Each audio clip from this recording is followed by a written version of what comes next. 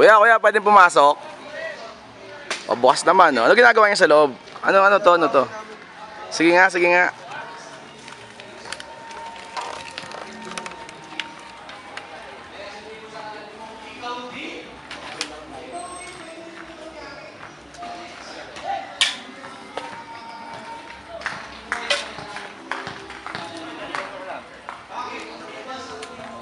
Ano to? Ano tong ginagawa nyo? Sino pwedeng makausap dito? Bali, ito pala yung ano to ng barangay para sa dito sa Barangay Nyugan sa amin. Oo. Yung balak nila dito is para sa agriculture. Magtatanim-tanim. Then ang involved is ito, kami mga mountaineer dito sa Barangay Nyugan. Hindi, gagawin natin dito. Ito yung, patingin nga ang t-shirt mo. Ito yung grupo nyo. Ito yung ano namin. First namin, t-shirt namin. Nung natatag to nung 2010. 2010. So pwede ka bang ma-interview saglit? Paliwanag mo sa akin to. Okay lang po.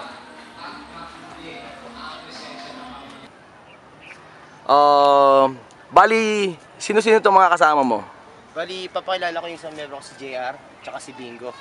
Ito yung mga members ko sa grupo namin, Nyugan Mountaineering Club. Ba't ilang kayo bali lahat sa Nyugan? Ano kami, mabot din kami ng 15 to 20. Bali, yung iba kasi, wala dito ngayon. Iba, sasaka ng mga bahay pa. Then, ito pala, meron pa pala kami kasama na papakilala ko na rin sa inyo. Mga miyembro mo rin to? Mga miyembro ko rin. Yung dalawa. Itong dalawang to? Ito yung in-interview ko nung isang araw na naninigarilyo yung mga bata eh. Bisyo. Oo, bisyo eh. Diba? Ano ba talaga purpose ng Nyugan Mountaineer?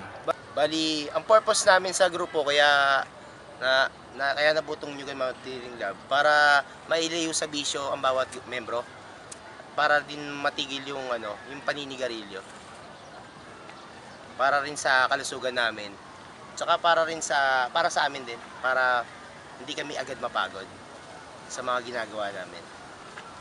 Kami ang Nyugan Mountaineering Club. Kami ay sumusuporta sa Time's Up Tobacco campaign. Itigil ang panloloko. Time's Up Tobacco now.